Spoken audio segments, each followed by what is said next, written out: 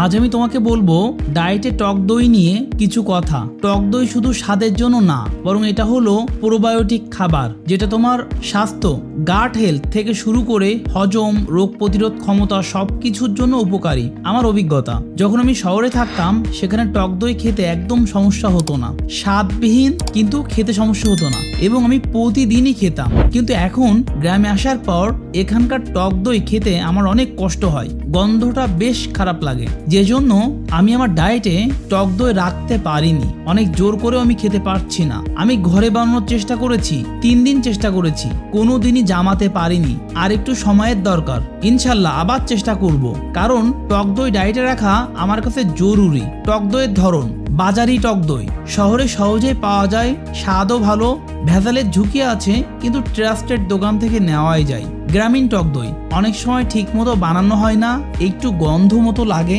ঘরে বানানো টক দই সবচেয়ে স্বাস্থ্যকর ও নিরাপদ, কম ভেজাল দুধ গ্রাম থেকে সহজেই কালেক্ট করা যায়, অনেক সময় ভেজাল বিহীনও নেওয়া যায়। নিজের প্রক্রিয়া, এতে প্রোবায়োটিক ঠিক থাকে।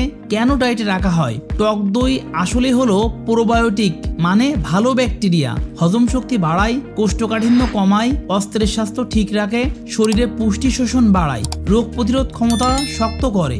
দুধে যাদের সমস্যা আছে অনেক সময় তাদের জন্য দই খাওয়া সহজ হয়। উপকারিতা, হজম, টক দইয়ের প্রোবায়োটিক ব্যাকটেরিয়া হজমে সাহায্য করে। ওজন কমানো, টক দই প্রোটিনে সমৃদ্ধ, পেট ভরা রাখে, অতিরিক্ত খাওয়া কমায়। রোগ প্রতিরোধ ক্ষমতা, শরীরে ভালো ব্যাকটেরিয়া বৃদ্ধি করে, ইমিউন সিস্টেম শক্ত করে। হাড় ও দাঁত, ক্যালসিয়াম ও ভিটামিন ডি থাকে, যা হাড় ও দাঁতের জন্য জরুরি। হরমোনের ভারসাম্য, অন্ত্রের স্বাস্থ্য ভালো থাকলে শরীরের হরমোনও ঠিক থাকে। ত্বক, ভেতর থেকে শরীর পরিষ্কার রাখে, ফলে ত্বকও ভালো থাকে। কারা খেতে পারবে? যারা ডায়েটে আছে, ওজন কমাতে বা স্বাস্থ্য ঠিক রাখতে চায়, যাদের হজমে সমস্যা আছে, যারা প্রোটিন ও ক্যালসিয়াম বাড়াতে চায়। শুধু তাই না, যারা মিষ্টি দই খায় তারা মিষ্টি দইয়ের পরিবর্তে টক দই খেতে পারে। যাদের ডায়াবেটিস আছে তারাও খেতে পারে। অর্থাৎ এই দই সর্বোপরি সবার জন্য। আর একটা ছোট্ট নোট দিয়ে রাখি, সেটা হচ্ছে যখন তুমি টক দইতে মিষ্টি দিবে তখন এর যে উপকারী ব্যাকটেরিয়া এগুলো মারা যায়, যেটা তোমার শরীরের জন্য খুব বেশি উপকারী নয়। এজন্য আমি প্রিফার করি মিষ্টি দইয়ের পরিবর্তে তুমি টক দই খাও। মাঝে মধ্যে শখ করে মিষ্টি দই খেতে পারো, সেটা আলাদা। কাদের খাওয়া উচিত নয়? যাদের ল্যাকটোজে খুব বেশি সমস্যা রয়েছে, যাদের পেটে আলসার বা তীব্র অ্যাসিডিটি রয়েছে। রাতে ঘুমানোর আগে অতিরিক্ত টক দই খাওয়া উচিত নয়। কতটুকু খাবে? দিনে আধা কাপ থেকে 1 কাপ, অর্থাৎ 100 গ্রাম থেকে 200 গ্রাম যথেষ্ট।